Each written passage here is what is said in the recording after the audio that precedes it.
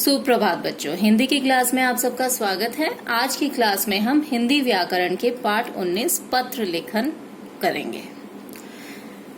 पत्र लेखन दो प्रकार के होते हैं, अनौपचारिक पत्र जिन्हें हम इंग्लिश में इनफॉर्मल लेटर कहते हैं, व औपचारिक पत्र। औपचारिक पत्र को इंग्लिश में फॉर्मल लेटर कहा जाता है।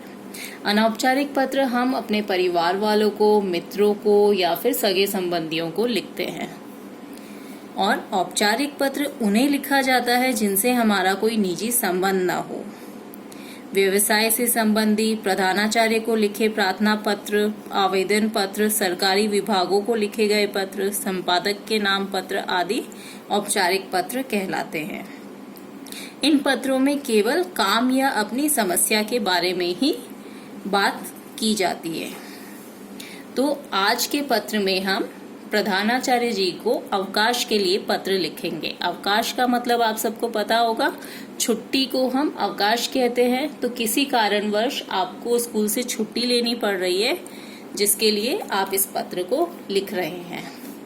कुछ मुख्य बातों को ध्यान रखने के बाद आपको यह पत्र लिखने में कोई समस्या नहीं आएगी। सबसे पहले आप इंग्लिश में जैसे लिखते हैं टू द प्रिंसिपल, तो हिंदी में हम लिखते हैं सेवा में प्रधानाचार्य जी। फिर आएगा अपने स्कूल का नाम, Our Lady of Pillar Convent. School नहीं लिखेंगे, हिंदी में पत्र है इसलिए आप स्कूल की जगह विद्यालय लिखेंगे। और फिर अपने शहर का नाम जोधपुर लिखेंगे। इसके बाद आपको विषय लिखना है कि किस विषय में आप इस पत्र को लिख रहे हैं। तो विषय है अवकाश के लिए प्रार्थना पत्र। फिर महोदया, निवेदन है कि मेरी दीदी का शुभ विवाह दिनांक 11 अक्टूबर 2020 को होना तय हुआ है।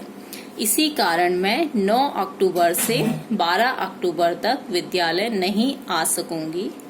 कृपया मुझे 4 दिन का अवकाश प्रदान करें। धन्यवाद।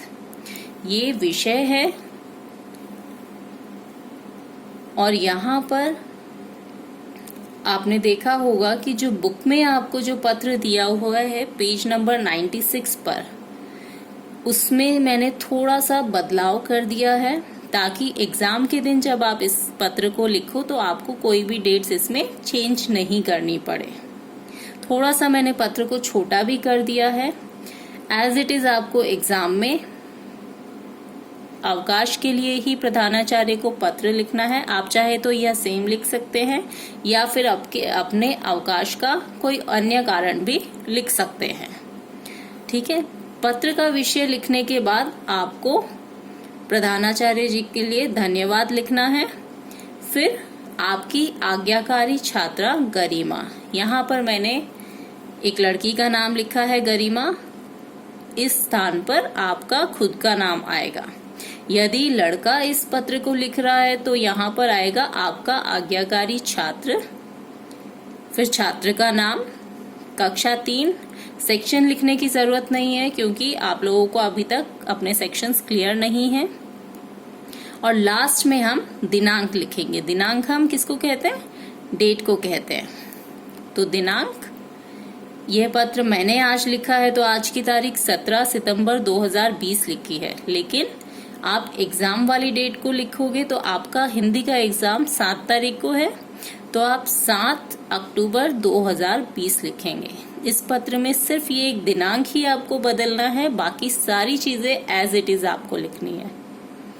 मेरे ख्याल से अब आपको पत्र लिखने में कोई समस्या नहीं होगी।